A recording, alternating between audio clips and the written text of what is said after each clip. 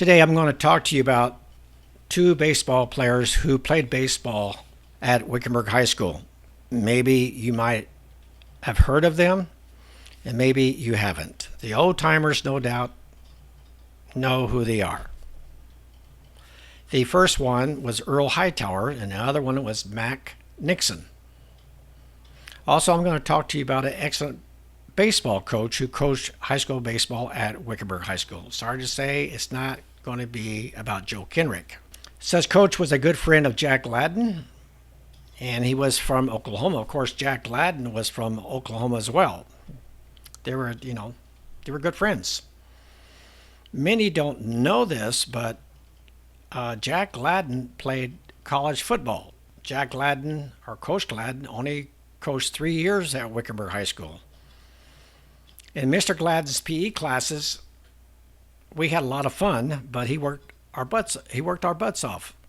One of the things that Coach Gladden would do, he would have us play this crazy basketball game. It was called Commando Basketball, and it was a crazy game. Of course, nowadays there is no way the school would permit a PE teacher to play Commando Basketball. Of course, back in those days is a different attitude. So what is Commando Basketball? Well, this is how it works. You choose sides, 5 on each team. You play full court, and each player has to wear a boxing glove on one hand. Whenever a player had the ball, the guy on the other team or guys could hit him with the boxing glove. We would have a lot of laughs, and it was a lot of fun. Heaven forbid if a guy went for a layup, boy, he got cremated. But no one ever got hurt, and no one ever got their feelings hurt. Also, in his PE classes, we would play flag football. And those flag football games were very, very competitive. This was around about 1965, I believe. Earl Hightower. Out of high school around 1956, Earl was drafted by a Major League Baseball team. And I think it was the Cleveland Indians. Earl was an exceptional good baseball pitcher for Wickenburg High School. He was tough.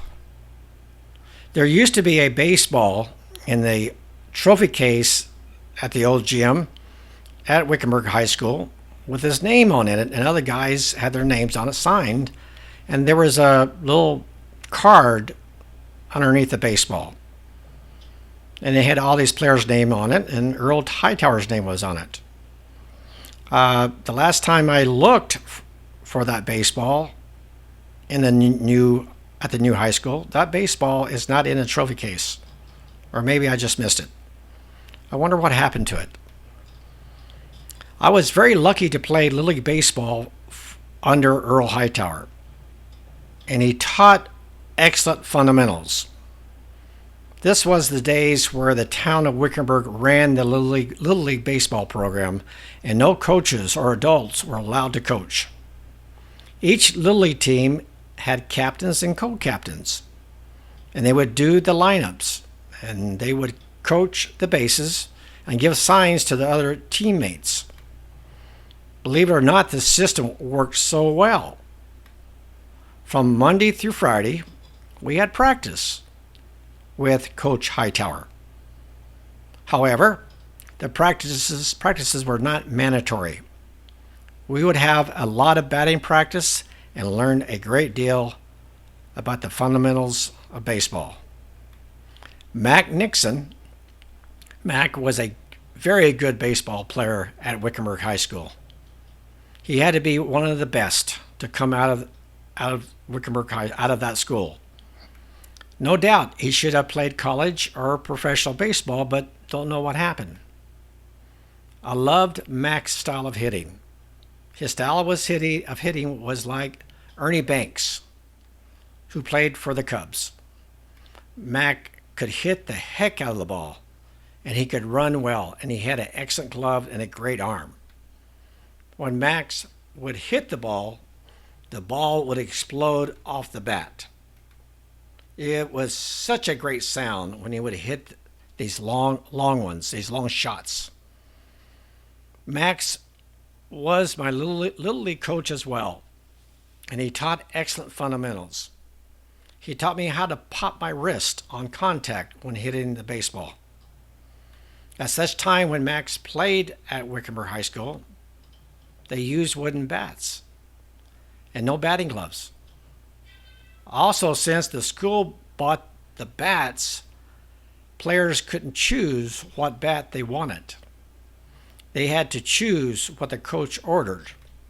Also, back in those days, when a bat would crack, the bat would be given to Coach Gladden, and he would fix those bats in his shop classes. He would glue them together and put nails in the bats, then tape the bats with electrical tape. It worked very well. No doubt many people don't remember Glenn Hamby. Coach Hamby was a remarkable baseball coach. However, I think he only coached 2 years as a baseball coach at Wickenburg High School. Mac Nixon said Coach Hamby knew his stuff, and Coach Hamby knew how to coach fundamentals. One of the things Coach Hamby would do was use the stopwatch.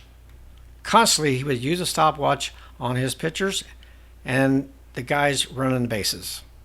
Of course, that's how they would do it, and they still do it in Major League Baseball. Coach Hamby believed in a double plays. He said if a team can't turn double plays, most likely they will lose. No doubt he was right about that. Also, Coach Hamby said, the team who makes the fewest mistakes in baseball will win. And he said the walks will kill you every time. Also, he said, pitchers have to make a batter or the batter swing the bat. Coach Hamby returned to Oklahoma. What a fine coach he was. For many years, Earl Hightower lived in Prescott. The last thing I heard, they moved out of Prescott. Mac Nixon became a golf pro, and presently he lives in Bullhead City, and he is still very active teaching golf.